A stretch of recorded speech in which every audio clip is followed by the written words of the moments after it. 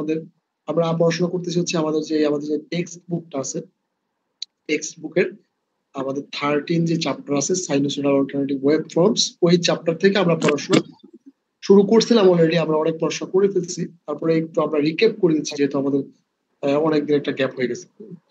আমরা এখানে বিভিন্ন ওয়েবশেপ দেখাইছিলাম ক্লাসের মধ্যে, যে আমাদের অল্টারনেটিভ যে ওয়েবশেপ গুলো আছে সাইনোসয়েডাল টাইপ বা স্কোয়ার, মানে যে ওয়েবশেপ যেই গুলো আমাদের অল্টারনেট করে, ঠিক আছে, এটাকে অল্টারনেটিভ ওয়েবশেপ বলা হয়। সেটা সাইন ওয়েভ হতে পারে, স্কোয়ার ওয়েভ হতে পারে, ট্রায়াঙ্গুলার ওয়েভ হতে পারে, আর এনিথিং হতে পারে। আচ্ছা, এগুলো আমরা ক্লাসের মধ্যে দেখাইছিলাম। তারপরে হচ্ছে আমরা এগুলা চিপসে অফার কিনা কাইন্ডলি একটু মিউট করে রাখবেন যারা মিউট করে। আচ্ছা, তারপরে আমরা বেসিক্যালি আলোচনা করছিলাম হচ্ছে আমাদের পিরিয়ডিক যে ফাংশন গুলো আছে, ওই ফাংশন গুলো, যে টাইম পিরিয়ড কাকে বলে বা সাইকেল কাকে বলে, হ্যাঁ, বা টাইম পিরিয়ড কিভাবে ক্যালকুলেট করতে হয়, সাইকেল কিভাবে ক্যালকুলেট করতে হয়, ওই সিগন্যালের ফ্রিকোয়েন্সি কিভাবে ক্যালকুলেট করতে হয়, এগুলা আমরা আলোচনা করছিলাম, তাই না? ক্লাসের মধ্যে আমরা আলোচনা করছিলাম। আচ্ছা, সো ওইগুলো আমরা ক্লাসের মধ্যে আলোচনা করছিলাম। আমরা ওই যে বলছিলাম যে আমাদের ডেফোডিলের মাঠটা যদি আমরা একবার একটা রাউন্ডিং দিয়ে আসি তাহলে আমাদের টোটাল একটা সাইকেল কমপ্লিট হয়। ওই সাইকেলটা বা আমাদের একটা মাঠে টোটাল রাউন্ডিং করতে যে পরিমাণ টাইম লাগে তাকে বলা হয় টাইম পিরিয়ড, বা 1 সেকেন্ডে যে পরিমাণ যতদূর জায়গা আমরা মানে ওভারকাম করতে পারি, বা ওটাকে বলতে বুঝছিলাম আমরা হচ্ছে কি ফ্রিকোয়েন্সি, ঠিক আছে, বা 1 সেকেন্ডে আমরা যতবার আর কি সাইকেল বা যতগুলো সাইকেল কমপ্লিট করি। একটা সিগন্যাল যদি 1 সেকেন্ডে 50 বার তার কি করে পূর্ণ সাইকেল বা কমপ্লিট সাইকেল সম্পূর্ণ করে, 50টা কমপ্লিট সাইকেল সম্পূর্ণ করে, তাহলে তার ফ্রিকোয়েন্সি হবে 50। যেমন আমরা যে সিগন্যালটা ইউজ করি আমাদের বাসা বাড়িতে, সেটা হচ্ছে 50 হার্জের সিগন্যাল, মানে হচ্ছে এই সিগন্যালটা তার কমপ্লিট 50টা সাইকেল প্রতি সেকেন্ডে কি করতেছে, কমপ্লিট করতেছে। বুঝতে পারছি?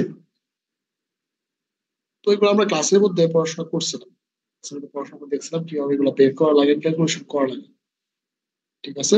এই যে ফ্রিকোয়েন্সি এবং আমাদের টাইম পিরিয়ড, ফ্রিকোয়েন্সি এবং টাইম পিরিয়ডের মধ্যে যে রিলেশন F=1/t, এটা আমরা ক্লাসের মধ্যে দেখাইছিলাম, এবং হচ্ছে ছোট ছোট ম্যাথ দিয়ে আমরা ওইটা কি করছিলাম, দেখাই দিছিলাম ক্লাসের মধ্যে, যে যদি একটা সিগন্যালের ফ্রিকোয়েন্সি থাকে 60 হার্জ, তাহলে তার টাইম পিরিয়ড হচ্ছে 60, যেখানে দেখা যাচ্ছে 16.67 ms বা মিলি সেকেন্ড, এটা কেউ বের করা লাগে এই ইকুয়েশন থেকে, এগুলো আমরা দেখেছিলাম ক্লাসে। যাই হোক, তারপর আমাদের সাইনোসয়েডাল ওয়েভ ফর্মেট, এখানে আমরা জানি যে আমাদের যেই ট্রায়াঙ্গুলার যেই বা আমাদের যে কোসাইন বা সাইন যে ফাংশন আছে, ওই ফাংশনের মধ্যে আমরা কি করি, আমরা আমাদের ডিগ্রি ভ্যালু পুট করি, আমাদের যে কোণ আছে বা অ্যাঙ্গেল আছে ওইটাকে আমরা ডিগ্রিতে কনভার্ট করে পুট করি, তাই তো? সরি, সো অনেক সময় আমাদের রেডিয়ান দেওয়া থাকে, রেডিয়ান মান দেওয়া থাকে, সেটাকে কিভাবে ডিগ্রিতে কনভার্ট করা লাগে, অনেক সময় ডিগ্রি মান দেওয়া থাকে, অনেক সময় আমাদের রেডিয়ানে কনভার্ট করা লাগে।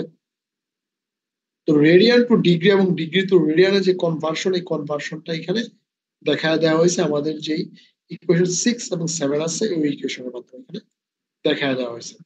এই হচ্ছে আমাদের রেডিয়ান টু ডিগ্রি অথবা ডিগ্রি টু রেডিয়ান কনভার্সনের ফর্মুলা। এই দুটো ফর্মুলা একটু দেখে নেবেন, জেনে একটু মনে রাখবেন, যাতে কনভার্সন করতে আপনাদের কোনো প্রবলেম না হয়, ঠিক আছে? আচ্ছা, তারপর আমাদের যে অ্যাঙ্গুলার ফ্রিকোয়েন্সি ওমেগা, ওমেগার সাথে আমাদের যে টাইম পিরিয়ড ওমেগা = 2π/t, এটার কিভাবে রিলেশন আসছে, এগুলো আমরা দেখাইছি ক্লাসের মধ্যে। এবং আমাদের কোনো একটা সিগন্যাল যদি দিয়ে দেওয়া থাকে, আপনারা আপনাদের ক্লাসের খাতা যদি খুলে দেখতে পাবেন যে আমরা এদিকে ছোট ছোট ম্যাথ করাইছিলাম, যে একটা সিগন্যালের ফ্রিকোয়েন্সি দেওয়া আছে, ওই ফ্রিকোয়েন্সি থেকে কিভাবে এটার অ্যাঙ্গুলার ভেলোসিটিটা বের করা যায়, ওমেগাটা বের করা যায়, সেটা আমরা দেখছি। ফ্রিকোয়েন্সি থেকে টাইম পিরিয়ড বের করা যায়, টাইম পিরিয়ড থেকে আমরা অ্যাঙ্গুলার যে ভেলোসিটি আছে ওটা বের করতে পারি, ওমেগা = 2π/t, t কি আমার t=1/f, তাই না? তো এগুলো আমরা ক্লাসের মধ্যে আলোচনা করছি, একটু রিক্যাপ করার জন্য জাস্ট দেখাই দিচ্ছি। এই যে এক্সাম্পল 5 বলে দেওয়া আছে, determine the frequency and period of the sine signal in figure 17v। এই যে 17v যে সিগন্যালটা আছে ওটার ওমেগার মানটা দিয়ে দেওয়া আছে, সরি, ওমেগার মানটা দিয়ে দেওয়া আছে। সো ওমেগা থেকে কিভাবে তার টাইম পিরিয়ড বের করা যায় এবং টাইম পিরিয়ড থেকে কিভাবে ফ্রিকোয়েন্সি বের করা যায়, এটা এখানে দেখায় দেওয়া হয়েছে, ঠিক আছে? এগুলো একটু দেখে নেবেন। আচ্ছা, তারপরে আসছিল আমাদের জেনারেল ফর্মুলা বা general equation of sinusoidal signal, voltage অথবা কারেন্ট। আমাদের যে জেনারেল ইকুয়েশন, আমাদের যে সাইনুসয়েডাল যে ভোল্টেজ অথবা কারেন্ট, তার যে জেনারেল ইকুয়েশন বা জেনারেল ফর্মুলা, সেটা আমরা ক্লাসের মধ্যে কি করছিলাম দেখছিলাম। যে A M sine alpha, alpha দিয়ে বোঝানো হচ্ছে কি, আলফা হচ্ছে ওই যে ওমেগা টি। আর এমটা কি, এমটা হচ্ছে ওই সিগন্যালটার ম্যাক্সিমাম পিক, সিগন্যালটা ম্যাক্সিমাম যে ভ্যালুর মধ্যে অল্টারনেট করবে তাকে বলা হয় কি এম। সাইন দিয়ে কি বোঝানো হচ্ছে, সাইন দিয়ে বোঝানো হচ্ছে যে আমাদের সিগন্যালটা দেখতে কার মতো হবে, সাইন ওয়েভের মতো হবে, এটা কজ ওয়েভের মতো হবে না। যদি ওইটা দেখতে কজ ওয়েভের মতো হয় তাহলে এখানে হবে এম কজ আলফা। আমরা ক্লাসের মধ্যে এটা দেখছিলাম, আলফা যে কথা ওমেগা টি সেমই কথা, ঠিক আছে। এখানে কারেন্টের এবং ভোল্টেজের দুইটা আলাদা ইকুয়েশন দেখানো হয়েছে, শুধুমাত্র নামটা চেঞ্জ করে দেওয়া হয়েছে। কারেন্ট যেহেতু সেজন্য আই, ভোল্টেজ হলে ই, কারেন্টের ভ্যালুর ম্যাক্সিমাম পিক দেখানো হয়েছে আই এম, ভোল্টেজের ম্যাক্সিমাম পিক দেওয়া হয়েছে ই এম, তাই তো। এটাই হচ্ছে মেনলি পার্থক্য, আর কিছু না, শুধুমাত্র এখানে সিম্বলিক পার্থক্য। বাকি যে আমাদের ইকুয়েশনের যে নেচার, ইকুয়েশনের যে সেই বা ইকুয়েশনের যা কিছু আছে সবকিছু সেম টু সেম, কারেন্ট হোক ভোল্টেজ হোক দুইটার ইকুয়েশনই সেম হয়। এগুলো আমরা ক্লাসের মধ্যে দেখাইছি। হ্যাঁ, আচ্ছা। দেখেন এখানে বলা হয়েছে এক্সাম্পল যে এক্সাম্পল এটার মধ্যে বলে দেওয়া হয়েছে যে একটা সিগন্যালের ইকুয়েশন দিয়ে দেওয়া হয়েছে এবং ওই সিগন্যালের পার্টিকুলার অ্যাঙ্গেলের মধ্যে তার যে ভ্যালু সেটা বের করার জন্য বলা হয়েছে। এটা মানে হচ্ছে ধরেন একটা সিগন্যাল, আমি যদি একটু ড্র করে দেখাই, ধরেন একটা সিগন্যাল হচ্ছে, একটা সিগন্যাল যদি আমি ড্র করি, তাহলে একটা সাইন ওয়েভ আছে, এটা একটা ভোল্টেজের সিগন্যাল। হ্যাঁ, এটা ধরলাম আমি 10 ভোল্ট। তাহলে এটা যদি আমাদের 0 ডিগ্রি হয়, 0 হয়, তাহলে এটা হবে 180 ডিগ্রি, 180, এটা হবে 360 ডিগ্রি, তো। এবং সিগন্যালটার ম্যাক্সিমাম ভ্যালু আছে কত ডিগ্রিতে, পিক ভ্যালু আছে 90 ডিগ্রি। আমাদের এই যে সাইনোসইডাল সিগন্যালটা, এটা তো সবসময় 10 ভোল্ট না, শুধুমাত্র 90 ডিগ্রি যখন তার ফেজ, তখন তার ভ্যালু হচ্ছে 10 ভোল্ট, আদারওয়াইজ তার ভ্যালু তো 10 ভোল্ট না, তাই না। এই 0 থেকে 90 এর মধ্যে কি তার ভ্যালু 10 ভোল্ট না, তার ভ্যালু অনলি যখন তার ভ্যালু 90 ডিগ্রি, তার ফেজের যে স্টেজ, ওই স্টেজটা যখন 90 ডিগ্রি, তখনই তার ভ্যালু হচ্ছে 10 ভোল্ট, তাই কিনা। আর ভ্যালু যখন হচ্ছে, ফেজ যখন হচ্ছে ধরলাম হচ্ছে 50 ডিগ্রি, তখন কি তার ভ্যালু 10 ভোল্ট? রেসপন্স করো কাইন্ডলি। না, তখন তার ভ্যালু 10 ভোল্ট না। সো আমাদের এইটাই এখানে দেখানো হয়েছে, এইটাই এখানে বলা হয়েছে যে যখন তার কৌণিক দূরত্ব 40 ডিগ্রি, তখন তার ভ্যালু কত। সো এখানে 5 সাইন আলফা, মানে 5 সাইন আলফার ভ্যালুটা যখন 90, তখন তার ভ্যালু 5 ভোল্ট ম্যাক্সিমাম। আর তার আলফার ভ্যালুটা যদি 40 হয়, তাহলে তার ভ্যালুটা কত, সেটা এখানে ক্যালকুলেট করা হবে। দেখা যাচ্ছে তার ভ্যালুটা হচ্ছে 3.21, বা তার আলফার মান যদি 0.8 পাই হয়, এই যে এটা রেডিয়ানে দিয়ে দেওয়া হয়েছে, রেডিয়ান। একটু আগে আমরা দেখাচ্ছি যে রেডিয়ান থেকে কিভাবে ডিগ্রিতে কনভার্ট করা লাগে। আমরা জানি আমাদের সাইন কস টেন কোসেক, এগুলোর মধ্যে আমাদের ডিগ্রি অ্যাঙ্গেল বা ডিগ্রির ভ্যালুটা পুট করা লাগে। তো এখানে যেহেতু রেডিয়ান দেওয়া আছে, রেডিয়ানটাকে এখানে কি করা হয়েছে, কনভার্ট করা হয়েছে আমাদের ডিগ্রিতে। রেডিয়ানকে ডিগ্রিতে কিভাবে কনভার্ট করা, একটু আগে আমরা দুইটা ইকুয়েশন দেখাইছিলাম, ইকুয়েশন নাম্বার 6 এবং 7। এর মাধ্যমে আপনার কি করতে পারেন, তাকে ডিগ্রিতে কনভার্ট করতে পারেন, ডিগ্রিতে কনভার্ট করে ভ্যালুটা পুট করতে পারেন। সো রেডিয়ানে তার মান যখন কত, মানে হচ্ছে 0.8 পাই, তখন তার ভ্যালু কত, তখন তার ভ্যালু হচ্ছে 2.9। বুঝতে পারছি। তো একটা সিগন্যাল যদি দিয়ে দেওয়া হয় এবং সিগন্যালটার পার্টিকুলার একটা ইকুয়েশনের পার্টিকুলার একটা কৌণিক দূরত্বে বা অ্যাঙ্গেলের মধ্যে তার ভ্যালু কত, যে অ্যাঙ্গেলের মধ্যে তার ভ্যালু কত, এখানে যদি বলি, এখানে যদি আমি বলি যে আগে যে সিগন্যালটা দেখাইছিলাম, তার 180 ডিগ্রিতে তার ভ্যালু, 180 ডিগ্রিতে তার ভ্যালু কত, 0, তাই না। বা আবার 360 ডিগ্রিতে তার ভ্যালু কত, 0, তাই কিনা। বা 0 ডিগ্রিতে তার ভ্যালু কত, 0, তাই না। সো এইগুলা ছাড়া অন্য যে কোনো পয়েন্টে বা যে কোনো ডিরেকশনে, এটা যদি আমি বলি হচ্ছে 290 ডিগ্রি, আমি যদি বলি 290 ডিগ্রিতে তার ভ্যালু কত, তাহলে আপনি যখন এই সিগন্যালটার ইকুয়েশনের মধ্যে 10 sin 290, এটা যদি আপনি পুট করেন, তাহলে ইকুয়াল টু আপনি ক্যালকুলেটরের মধ্যে প্লেস করলে এখানে একটা ভ্যালু পেয়ে যাবেন, বা তার ভ্যালুটা যে কত সেটা আপনি পেয়ে যাবেন। কথা বুঝতে পারছি? বুঝতে পারছি এটা আমরা? ঠিক আছে। সো আমরা সিগন্যালের ভ্যালু বের করতে পারি, এখানে এগুলা বের করে দেখা দেওয়া হয়েছে কিভাবে বের করা যায়, বা প্রত্যেকটা কোয়ান্টিটি কিভাবে বের করা যায় দেখা দেওয়া হয়েছে। এক্সাম্পল করে দেখা নেবেন, এখানে ক্যালকুলেশনের যে অপারেশনসটা কিভাবে করতে হবে সেটা দেখা যাচ্ছে, আপনারা আরো জানি, আপনারা সবই জানেন বা বুঝেন কিভাবে কি করে অপারেট করতে হয়। তারপরে যদি কারো একটু প্রবলেম থাকে বা কোয়েরি থাকে এখান থেকে একটু দেখে নেবেন। ঠিক আছে, এই আর কি। আচ্ছা, তারপরে আসছিল আমাদের ফেজ রিলেশনস আমাদের সিগন্যালের ফেজ রিলেশনস কি? কোন একটা সিগন্যাল যেখান থেকে শুরু হওয়ার কথা, সিগন্যালটা যদি ওই পয়েন্ট থেকে শুরু না হয়, যদি সে ইনিশিয়ালি কোনো তার ফেজ, সে হইতে পারে একটু পরে থেকে শুরু হয়েছে, হইতে পারে একটু আগে থেকে শুরু হয়েছে, তাহলে সিগন্যালটা আমরা কিভাবে বুঝবো?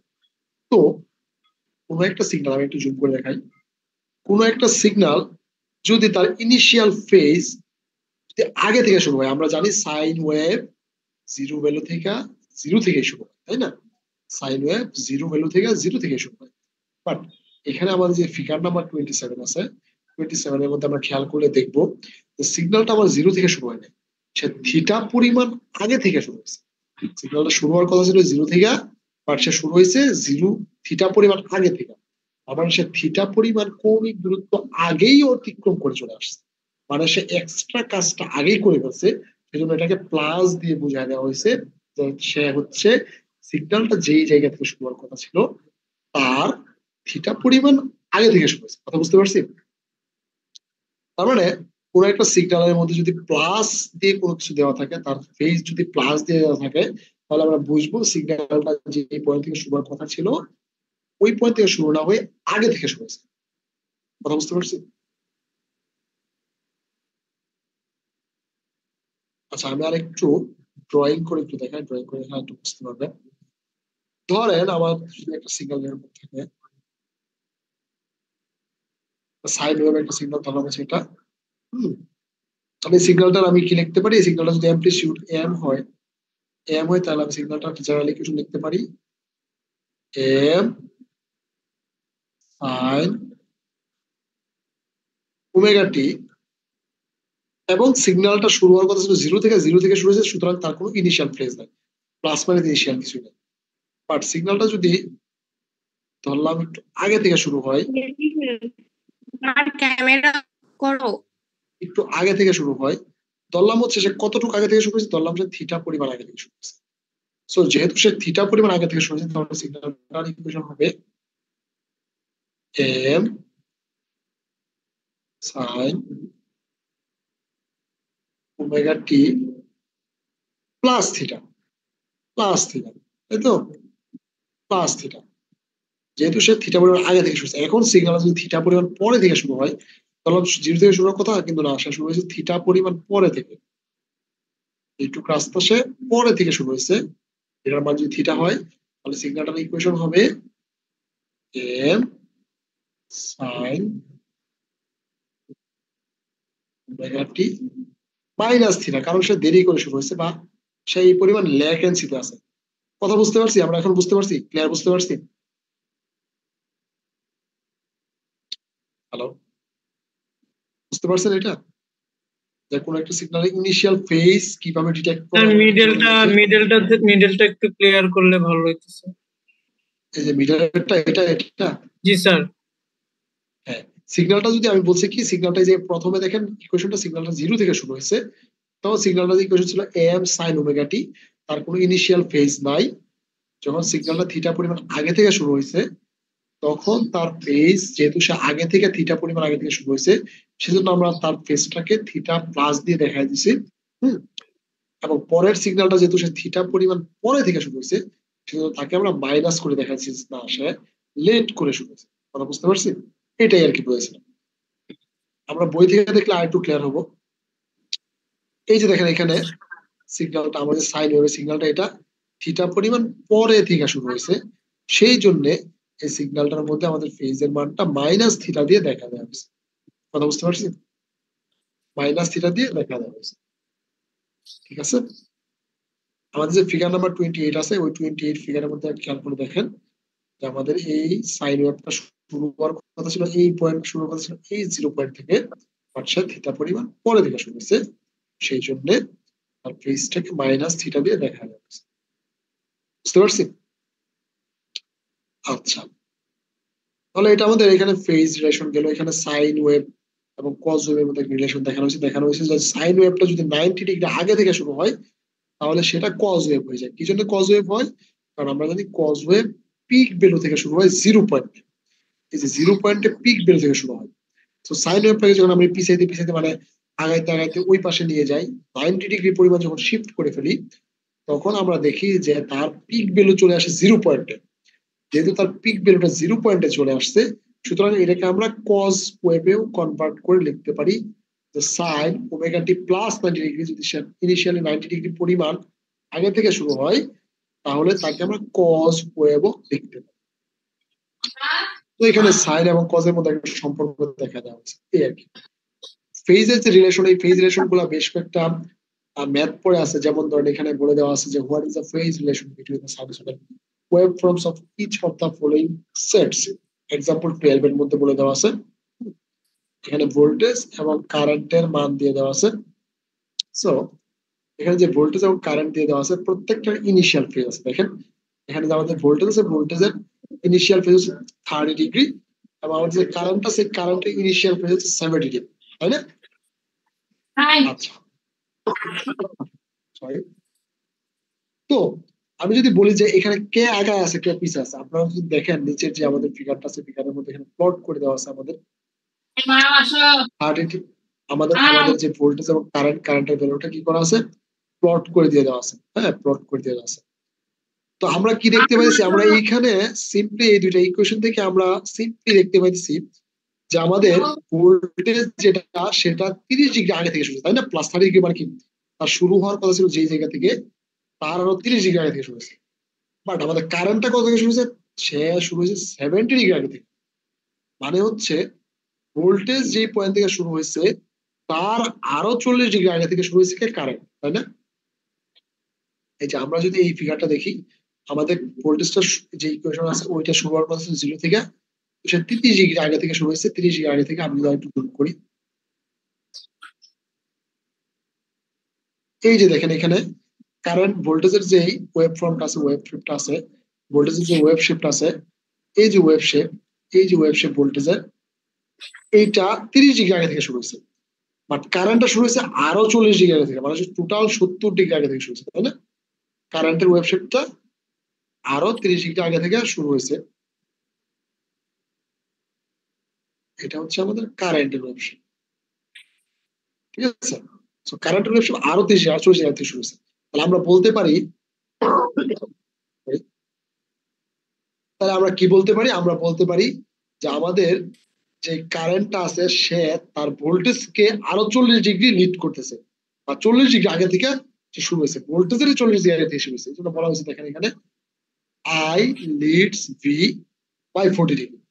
কারেন্টটা ভোল্টেজকে 40 ডিগ্রি লিড করতেছে। অথবা আমরা বলতে পারি কি, আমাদের যে ভোল্টেজটা আছে সেটা কারেন্ট থেকে 40 ডিগ্রি পিছায় আছে বা ল্যাগ করতেছে। সব বলা আছে V lags I by 40 degree. কথা বুঝতে পারছি? আচ্ছা, এখানে আমাদের ওয়েব শেপের মাধ্যমে লিড এবং ল্যাগিং এর জিনিসটা বোঝাই দেওয়া হয়েছে যে কে লিড করতেছে কে ল্যাগ করতেছে, বা কিভাবে লিড করতেছে ল্যাগ করতেছে এটা বোঝাই দেওয়া হয়েছে। আর ফেজ রিলেশন গুলো থেকে কিভাবে একটা একটা থেকে লিড ল্যাগ এটা আর কি এখানে বলে দেওয়া হয়েছে বা বুঝাই দেওয়া হয়েছে। আচ্ছা, আর যেই বেশ কয়েকটা এক্সাম্পল আছে এগুলো একটু দেখে নেবেন। প্রত্যেকটার এখানে মানে প্লটিং করে দিয়ে দেওয়া আছে। আপনাদের পরীক্ষার মধ্যে আসলে 1 মার্কস যদি এরকম আসে তাহলে আপনার প্লট করতে হবে না, আপনি জাস্ট শুধুমাত্র বলে দিলেই হলো কে কার থেকে লিখতেছে কে কার থেকে ল্যাগ করতেছে। এখানে আপনি এটা দেখলেই এখানে বুঝতে পারবেন যে লিডিং এবং ল্যাগের যে ব্যাপারটা সেটা আপনি যে ফিগার আছে ফিগার গুলো দেখলে বুঝতে পারবেন। আচ্ছা, তারপর আমাদের এখানে ফাংশন জেনারেটর রিলেটেড বেশ কিছু কথাবার্তা বলে দেওয়া আছে। এগুলো আমাদের অসিলোস্কোপ, এগুলো আমরা আমরা যখন এসি ল্যাব করবো তখন আমরা এগুলো দেখতে পাবো আমাদের এসি ল্যাবের মধ্যে। এগুলা আহ কাজে লাগবে, তখন আমরা এগুলো দেখবো। অসিলোস্কোপ বা সিগন্যাল জেনারেটর গুলো আমরা দেখবো বা ইউজ করবো। আমার কথা কি বুঝতে পারতেছেন সবাই? কথা কি বোঝা যাচ্ছে? হ্যালো, আছেন সবাই? জি স্যার, ক্লিয়ার স্যার। ঠিক আছে, থ্যাংক। আচ্ছা ঠিক আছে, তারপরে আমরা এভারেজ এবং আরএমএস ভ্যালু সম্পর্কে একটু কথাবার্তা বলি। আচ্ছা, এগুলো তো আমরা পড়াশোনা করছি অলরেডি। এভারেজ এবং আরএমএস ভ্যালু কি আমরা আলোচনা করিনি ক্লাসের মধ্যে? আমার যতদূর মনে আছে হয়তো এভারেজ এবং আরএমএস ভ্যালু সম্পর্কে আমি ডিটেইলে আলোচনা করছি। তারপরে আমি আবার একটু দেখা দিই। আচ্ছা, এভারেজ এবং আরএমএস যে ভ্যালু আছে, এভারেজ ভ্যালু মানে কি? এভারেজ ভ্যালু মানে আমরা ওই যে বলছিলাম ক্লাসের মধ্যে, যে আমাদের যদি ক্লাসের একটা কোণার মধ্যে আমরা কিছু মাটি এনে জড়ো করি, তারপরে সেটা যদি আমরা কি করি, একটা এভারেজ পরিমাণ উচ্চতা দিয়ে টোটাল ফ্লোরটাকে ঢেকে দেই। ঠিক আছে, ধরলাম আমরা 2 টন বালি আনছি। 2 টন বালি এনে যে এইরকম ভাবে আমরা কি করলাম, ক্লাসের এক কোণার মধ্যে কি করলাম, জমা করলাম। জমা করে তারপর কি করলাম, টোটাল ক্লাসরুমটার মধ্যে এই যে একটা এভারেজ হাইট দিয়ে কি করলাম, ছড়িয়ে দিলাম। ধরলাম এখানে আমাদের 2 টন বালি আছে, তারপর আমরা কি করলাম, এভারেজ যখন আমি ছড়াই দিছি, এভারেজলি আমার টোটাল ক্লাসের মধ্যে 1 সেন্টিমিটার সমান উঁচু হয়ে গেছে আমাদের ক্লাসরুম। তাহলে আমি কি বলবো, যে এভারেজ আমার ক্লাসের হাইট বাড়ছে 1 সেন্টিমিটার, তাই না?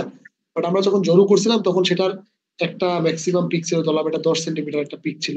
বাট সেটা তো আমার এভারেজ। এভারেজ যখন টোটালি সব জায়গার মধ্যে সমানভাবে ছড়াই দেবো, তখন যেই পরিমাণ উচ্চ হবে বা যে পরিমাণ আমার ওয়েট চলে আসবে।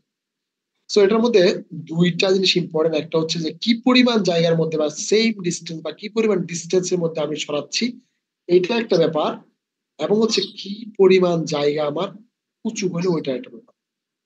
তো average value calculation is nothing but the area calculation of the curve. মানে আমাদের যখন কার্ভের এরিয়া আমরা ক্যালকুলেশন করি, বা কোনো একটা কার্ভের যখন আমরা এরিয়া ক্যালকুলেশন করতে যাই, তখন সেই এরিয়াটাকে যখন আমরা তার যে পরিমাণ টাইম পর্যন্ত ক্যালকুলেশন করি, ওই পরিমাণ টাইম দিয়ে ভাগ করি, তখনই তার আমরা এভারেজ ভ্যালুটা পেয়ে যাই। ঠিক আছে, যেমন এখানে দেওয়া আছে দুইটা এরিয়া দিয়ে দেওয়া আছে। দেখেন দুইটা এরিয়া দেওয়া আছে, A1 এবং A2, দুইটা এরিয়া দেওয়া আছে। এবং দুইটা এরিয়া কি পরিমাণ জায়গা জুড়ে আছে, 0 থেকে 5 এই পরিমাণ জায়গা জুড়ে আছে। তাহলে আমরা কি করবো, এই দুইটা এরিয়া ক্যালকুলেশন করবো, ক্যালকুলেশন করে যোগ করবো, যোগ করে 0 থেকে 5 দিয়ে ভাগ করে দেবো। 0 থেকে 5 দিয়ে ভাগ করলে কত হবে, এই যে দেখেন, A1 প্লাস A2 বাই হচ্ছে 5। এটাকে এরিয়া ক্যালকুলেশন করে দেখানো হয়েছে। এরিয়া ক্যালকুলেশন করে আমরা জানি এখানে যেহেতু আমাদের একটা রেক্টেঙ্গুলার শেপ রয়েছে, রেক্টেঙ্গুলার শেপ আছে, সেজন্য আমরা রেক্টেঙ্গুলার শেপের এরিয়া কিভাবে ক্যালকুলেশন করি, তার যে লেন্থ আছে এবং তার যে উইড আছে, ওইটা যদি আমরা গুণ করে দিই, তার দৈর্ঘ্য এবং প্রস্থ যদি আমি গুণ করি, তাহলে তার এরিয়া আমরা পেয়ে যাই। তার দৈর্ঘ্য কত? দৈর্ঘ্য হচ্ছে 0 থেকে এখানে 60, প্রথম এরিয়া 0 থেকে 60, এবং সেকেন্ড এরিয়া কত, 0 থেকে, সরি আমাদের এখানে দৈর্ঘ্য হচ্ছে 0 থেকে 60 এবং প্রস্থ হচ্ছে 0 থেকে 2। দৈর্ঘ্য এবং প্রস্থ আমরা করছি এই যে 0, 60 × 2, পরেরটার দৈর্ঘ্য কত, 0 থেকে 50, ওটা 60 না, 0 থেকে 50, এবং তার প্রস্থ কত, 2.5 থেকে 5 পর্যন্ত, তাই না? 2.5 থেকে 5 মানে হচ্ছে টোটাল হচ্ছে 2.5। এটাতে গুণ করছি, দুইটা একসাথে যোগ করে ভাগ করে দিচ্ছি 0 থেকে 5। এইভাবে এরিয়া ক্যালকুলেশন করা যায়। আমাদের এভারেজ ভ্যালু ক্যালকুলেশন করা যায়। এভারেজ ভ্যালু ক্যালকুলেশন করতে হলে কি করতে হয়, তাহলে আমাদের এরিয়াটাকে লোড কি নামাইতে হবে নাকি? এরিয়া ক্যালকুলেট করে তারপরে যে টাইম পিরিয়ড আছে, ওই টাইম পিরিয়ড দিয়ে ভাগ করে দিতে হবে। এখানে বেশ কয়েকটা এরিয়া ক্যালকুলেশন করে দেখানো হয়েছে, আপনারা একটু দেখে নেবেন। আমাদের এখানে দুইটা পার্ট আছে, একটা পার্ট পজিটিভ পার্ট, একটা নেগেটিভ পার্ট। যেহেতু নেগেটিভ পার্ট, সেজন্য তার আগে মাইনাস আসছে, নেগেটিভ পার্টের আগে মাইনাস চলে আসছে। আর বাকি হচ্ছে কি টোটাল যে টাইম পিরিয়ড, ওই টাইম পিরিয়ড দিয়ে ভাগ করা হয়েছে, 0 থেকে 2 পর্যন্ত টোটাল টাইম পিরিয়ড দিয়ে ভাগ করে দেওয়া হয়েছে। সো এইভাবে আমরা এরিয়া ক্যালকুলেশন করতে পারি। আচ্ছা, তো সাইড ওয়েভের এরিয়া কিভাবে ক্যালকুলেশন করবো? আমাদের তো আগে ছিল ধরলাম ট্রায়াঙ্গেল ছিল, অথবা হচ্ছে আমাদের রেক্টেঙ্গেল ছিল। রেক্টেঙ্গেল এরিয়া আমরা কি করছি, দীর্ঘ প্রস্থ গুণ করে রেক্টেঙ্গেল এরিয়াটা আমরা বের করে দিচ্ছি। বা ট্রায়াঙ্গেল যদি থাকে, ট্রায়াঙ্গেল এরিয়া আমরা ক্যালকুলেট করতে পারি হাফ ইন্টু ভূমি উচ্চতা, তাই না? তো এইভাবে এরিয়াটা ক্যালকুলেশন করতে পারি। বাট আমাদের যদি একটা নন কনভেনশনাল একটা ফাংশন থাকে, যেমন সাইন ওয়েভ আছে, স্কোয়ার ওয়েভ আছে, অন্য যে কোনো ধরনের যদি একটা ওয়েভ থাকে বা একটা ফাংশন যদি থাকে, তার এরিয়া আমরা কিভাবে ক্যালকুলেশন করবো? সো এই ধরনের ইরেগুলার ওয়েভ শেপের জন্য আমাদের যে রেফ্লেকশন টুল আছে, টুলটা হচ্ছে কি ইন্টিগ্রেশন করা। ঠিক আছে, যেই পয়েন্ট থেকে যেই পয়েন্ট পর্যন্ত আমরা এরিয়া ক্যালকুলেশন করব, ওই পয়েন্ট থেকে ওই পয়েন্ট পর্যন্ত আমরা ওই সিগন্যালটাকে ইন্টিগ্রেট করবো। কিরকম? এখানে দেখেন 0 থেকে পাই পর্যন্ত সাইন ওয়েভ আছে, সো আমরা 0 থেকে পাই পর্যন্ত ইন্টিগ্রেট করব সাইন ওয়েভকে। সাইন ওয়েভের ইকুয়েশন কি? সাইন ওয়েভের ইকুয়েশন হচ্ছে এম সাইন আলফা। আমরা জানি এম সাইন আলফা হচ্ছে একটা সাইন ওয়েভের ইকুয়েশন। তো 0 থেকে পাই পর্যন্ত আমরা কি করছি, এটাকে ইন্টিগ্রেট করছি। এখানে ইন্টিগ্রেশনটা দেখায় দেওয়া হয়েছে, আমি অনেক ক্লাসের মধ্যে ইন্টিগ্রেশনটা করে দেখাচ্ছিলাম। ঠিক আছে? তো আপনি যখন এরিয়া ক্যালকুলেশন করতে পারবেন, যাবেন একটা সাইন ওয়েভের, একটা হাফ সাইন ওয়েভের, তখন আপনি ক্যালকুলেশন করলে পাবেন হচ্ছে তার এরিয়ার মান 2m, মানে হচ্ছে 2m মানে কি, m হচ্ছে তার ম্যাক্সিমাম অ্যামপ্লিটিউড। একটা সাইন ওয়েভের যদি ম্যাক্সিমাম 10 ভোল্ট হয়, তাহলে তার এরিয়া হবে কত? 2 টাইমস তার m, মানে হচ্ছে 20। কথা বুঝতে পারছি? একটা সাইন ওয়েভের অ্যামপ্লিটিউড যদি 5 হয়, তাহলে তার এরিয়া হবে 2 টাইমস 5, মানে হচ্ছে 10। কথা বুঝতে পারছি? সো যে কোনো সাইন ওয়েভের আপনি যখন এরিয়া ক্যালকুলেশন করবেন একটা হাফ সাইন ওয়েভের, তখন তার এরিয়াটা হবে কত? 2 Times of this amplitude of this signal. বুঝা গেছে? 2 Times of the amplitude of this signal. এই হচ্ছে ব্যাপার। আচ্ছা, এখন আমরা এরিয়া তাহলে ক্যালকুলেশন করে ফেলছি। এরিয়া ক্যালকুলেশন করলে আমাদের এভারেজ ভ্যালু ক্যালকুলেশন করলে কি করা লাগে? এভারেজ ভ্যালু ক্যালকুলেশন করতে হলে আমাদের এরিয়া থাকে, এরিয়াকে ভাগ করতে হয় কি? টাইম পিরিয়ড দিয়ে। টাইম পিরিয়ড মানে হচ্ছে যেই জায়গা পরিমাণ বা যেই সময় পরিমাণ আমি ইন্টিগ্রেশনটা করছি। এখানে আমি কি পরিমাণ ইন্টিগ্রেশন করছি? 0 থেকে পাই পর্যন্ত ইন্টিগ্রেশন করছি, সেজন্য পাই দিয়ে ভাগ করে দেওয়া হচ্ছে। এটা হচ্ছে এটা এভারেজ ভ্যালু। সো যে কোনো সাইনোসয়েড সিগন্যাল যদি হাফ, যে সাইনোসয়েড সিগন্যাল থাকে, হাফ সাইনোসয়েড সিগন্যালে যদি আপনাকে বলা হয় এভারেজ ভ্যালু বের করার জন্য, তাহলে তার ভ্যালু হবে 2am বাই পাই। যে কোনো ধরনের সাইনোসয়েডাল সিগন্যালের ম্যাক্সিমাম পিককে যদি আপনি 2 দিয়ে গুণ করেন, গুণ করে যদি পাই দিয়ে ভাগ করে দেন, তাহলে তার যে হাফ ওয়েভ আছে, এই হাফ ওয়েভের আপনি এভারেজ ভ্যালুটা পেয়ে যাবেন। কথা বুঝতে পারছি? বাট ফুল ওয়েভের এভারেজ ভ্যালু কত হবে? ফুল ওয়েভের এভারেজ ভ্যালু অলওয়েজ 0 হবে। কেন 0 হবে? কারণ হাফ ওয়েভ তো হচ্ছে পজিটিভ সাইডে, তারপরের যে হাফ ওয়েভ সেটা হচ্ছে নেগেটিভ সাইডে। সো পজিটিভ এবং নেগেটিভ ক্যান্সেল আউট হয়ে যাবে। ক্যান্সেল আউট হয়ে গেলে এরিয়া মাইনাস এরিয়া হয়ে যাবে, 0 হয়ে যাবে। সো এরিয়া 0 হয়ে গেলে তার এভারেজ ভ্যালুটাও 0 হয়ে যাবে। কথা বুঝতে পারছি সবাই?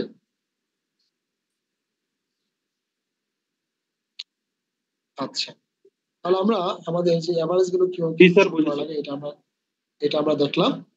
এখন হচ্ছে আমরা আরএমএস ভ্যালু নিয়ে একটু কথাবার্তা বলবো। এভারেজ ভ্যালু আমাদের এবার একটু আরএমএস ভ্যালু বা ইফেক্টিভ আরএমএস ভ্যালু নিয়ে কথা বলবো। আচ্ছা, আরএমএস ভ্যালুটা কি? আরএমএস ভ্যালুটা হচ্ছে ধরেন আমাদের একটা একটা ডিসি সোর্স আছে, ডিসি সোর্স আছে। সাপোজ আমাদের ডিসি সোর্স আছে, ডিসি সোর্সের ভোল্টেজ হচ্ছে 10 ভোল্ট। ধরেন আমার একটা ব্যাটারি আছে, যে ব্যাটারির ভোল্টেজ হচ্ছে 10 ভোল্ট। আচ্ছা, তারা এই 10 ভোল্টের যে ইফেক্টিভ ভ্যালু, মানে সে অলওয়েজ কত ভোল্টের মতো প্রেসার দিবে? 10 ভোল্টের মতো প্রেসার দিবে, তাই কিনা? তাই না? সে অলওয়েজ 10 ভোল্টের মতো প্রেসার আমাকে দিবে। এখন আমি যদি একটা সাইনোসয়েডাল ওয়েভ নেই, যার পিক ভ্যালু যদি হয় 10 ভোল্ট, হ্যাঁ, 10 ভোল্ট যদি পিক হয়, তাহলে কি সে সবসময় 10 ভোল্ট থাকতেছে? সে সবসময় 10 ভোল্ট থাকতেছে। শুধুমাত্র তার যখন ফেজ 90 তখনই সে 10 ভোল্ট থাকতেছে। বাকি সময় সে অনেক সময় 0 ভোল্ট থাকতেছে, অনেক সময় 1 থাকতেছে, 2 থাকতেছে, 5 থাকতেছে, তারপর 10, আবার কমতেছে 6, 7, 5, 4, 0, আবার বাড়তেছে, তাই না? তাহলে আলটিমেটলি সে ইফেক্টিভলি কত ভোল্টের মতো প্রেসার দিচ্ছে? মানে একটা ব্যাটারি যদি আমি নেই, তার পরিবর্তে যদি আমি একটা এসি একটা ডিসি ব্যাটারি নেই, তাহলে কত ভোল্টের নেব? ঠিক আছে, কত ভোল্টের নেব সেইটাই বের করাই হচ্ছে, মানে তার সমান ডিসি ভোল্টেজ কত হইতে পারে সেইটা বের করাই হচ্ছে ইফেক্টিভ ভ্যালু বের করা, কোন একটা সিগন্যালের ইফেক্ট ভ্যালু বের করা বা আরএমএস ভ্যালু বের করা। কথা বুঝতে পারছি? আচ্ছা, তো এখানে আরএমএস ভ্যালুটা বের করার জন্য আমাদের পাওয়ারের যে ইকুয়েশন আছে ওটাকে নিয়ে আসা হচ্ছে। পাওয়ার ইকুয়েশন কি জন্য? কারণ আমরা জানি আমাদের পাওয়ার, আমাদের অ্যাবজর্পশন যদি করি আমাদের লোডের মাধ্যমে, তো একটা লোড এসি পাওয়ার নেয়, তাহলে সে কি পরিমাণ পাওয়ার আসলে নিচ্ছে, এবং ডিসি পাওয়ার নেয় যদি যদি নেয়, তাহলে কি পরিমাণ পাওয়ার সে নিচ্ছে, ওই দুটা যদি আমরা ইকুয়েট করি, তাহলে আলটিমেটলি আমরা ওই দুটার মধ্যে একটা রিলেশন পেয়ে যাবো। যেমন দেখেন, আমরা পাওয়ার ইকুয়েশন জানি আমরা পি ইকুয়াল টু কি I square R. Power equation হচ্ছে P equal to I square R, তাই তো? আচ্ছা, পি ইকুয়াল টু যদি আই স্কোয়ার আর হয়, তাহলে এখানে আই এর মানটা কি দেওয়ানো বলা হয়েছে, আই অফ এসি বসানো হয়েছে। আই অফ এসি মানে কি, আই অফ এসি মানে হচ্ছে এসি যে ভ্যালুটা আছে ওটার ইকুয়েশনটা বসানো হয়েছে, বসায় কি করা হয়েছে, তাকে স্কোয়ার করা হয়েছে। আচ্ছা, স্কোয়ার করে সাইন যে টার্মটা আছে, সাইন টার্মটা কজে ক্যালকুলেট করা হয়েছে, কজের মাধ্যমে প্রকাশ করে তারপর আলটিমেটলি আমরা পাওয়ারের একটা ইকুয়েশনে পৌঁছেছি। এখানে আমরা দেখি দুইটা পার্ট আছে, একটা পার্ট হচ্ছে শুধুমাত্র কমপ্লিট পার্ট যার মধ্যে কোনো সাইন কস কোনো টার্ম না, আরেকটা পার্ট হচ্ছে কোসাইন পার্ট। তো আমাদের এই যে পাওয়ারটা, এই পাওয়ারটা যদি আমি এভারেজ বের করি তাহলে শুধুমাত্র ফার্স্ট টার্মটা থাকবে, সেকেন্ড টার্মটা জিরো হয়ে যাবে। সেকেন্ড টার্মটা জিরো হয়ে যাবে কেন, কারণ হচ্ছে আমরা জানি কজ অথবা সাইন যে ওয়েভ আছে ওই ওয়েভের এভারেজ ভ্যালু হচ্ছে জিরো, একটু আগে আমরা দেখছি। তো এখানে বলে দেওয়া আছে the average power delivered by the source is just the first term since the average value of the cosine wave is zero. হ্যাঁ, আচ্ছা, তো আমরা এসি থেকে যে পাওয়ারটা পাবো এটা হচ্ছে শুধুমাত্র এই ফার্স্ট পার্ট।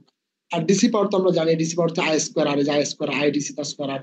তো আমরা যদি এটা ইকুয়েট করি তাহলে আমরা ডিসির সমপরিমাণ কারেন্টের জন্য একটা এসির ভ্যালু পাবো। এসির ভ্যালুটা হচ্ছে 0.707 আই। তার মানে কি বোঝানো যায়, তার মানে বোঝানো যাচ্ছে যদি আমি যদি আমি একটা সিগন্যাল নেই, একটা সিগন্যাল নেই যার ম্যাক্সিমাম ভ্যালু হচ্ছে 1, হ্যাঁ, তাহলে তার ইফেক্টিভলি সে ডিসির মতো কাজ করবে। কি পরিমাণ ডিসির মতো কাজ করবে, এই 0.707 পর্যন্ত কাজ করবে। মানে হচ্ছে আমরা 1 ভোল্টের একটা সাইন ওয়েভ নিয়ে যে কথা, আমাদের 0.7 ভোল্টের একটা ডিসি ভোল্টেজ সোর্স নেওয়া একই কথা। কথা বুঝতে পারছি? আমাদের 1 ভোল্টের একটা সাইন ওয়েভ নেওয়া যে কথা বা সাইন বা অল্টারনেটিং কারেন্ট নেওয়া যে কথা, আমাদের 0.7 ভোল্টের একটা ডিসি সোর্স নেওয়া যে কথা, সমপরিমাণ আউটপুট আমাকে দিবে ওই 1 ভোল্টের একটা সাইনোসয়েডাল ওয়েভ। বুঝতে পারছি কথা? এইটা এখানে বোঝায় দেওয়া হয়েছে আমাদের ডিসি এবং এসি এর মধ্যে যে সম্পর্ক অথবা আরএমএস অথবা ডিসি এর মধ্যে যে সম্পর্ক সেটাই বোঝায় দেওয়া হয়েছে। কথা বুঝতে পারছেন? আচ্ছা, তো আমাদের এখানে আজকে আমরা আরএমএস ভ্যালু এবং এভারেজ ভ্যালু পর্যন্ত পড়াশোনা করছি। ঠিক আছে, নেক্সট দিন থেকে আমরা এরপর থেকে পড়াশোনা করব। আজকে আরএমএস এবং এভারেজ ভ্যালু পর্যন্ত থাকবে। আপনারা এগুলো একটু বাসায় আলোচনা করবেন, পড়াশোনা করবেন। নেক্সট ক্লাসে যদি না বুঝেন তাহলে একটু আমাকে কি করবেন, বলে দিবেন স্যার এটা বুঝিনা বা এই টপিকটা বুঝিনা। আপনারা এই টেক্সট বই থেকে 13 চ্যাপ্টার থেকে আরএমএস এবং এভারেজ ভ্যালু পর্যন্ত পড়াশোনা করবেন। ঠিক আছে, আমরা এরপর থেকে আর আলোচনা শুরু করবো আমাদের নেক্সট ক্লাসে। কথা বুঝতে পারছি? কথা বুঝতে পারছি? হ্যালো, তাপমাত্রা 49 ডিগ্রি, কিন্তু ওকে, ঠিক আছে, থ্যাংক ইউ। আর আপনাদের সবাই তো মোটামুটি অ্যাটেন্ডেন্স ছিলেন আজকে, অ্যাটেন্ডেন্স দিয়ে দেবো। ঠিক আছে, ওকে, থ্যাংক ইউ সবাইকে। অ্যাটেন্ডেন্স আমি দিয়ে দেবো, সবাই মোটামুটি চলে আসছে যে অ্যাটেন্ডেন্স দিয়ে দেবো। ঠিক আছে, থ্যাংক ইউ। আসসালামু আলাইকুম।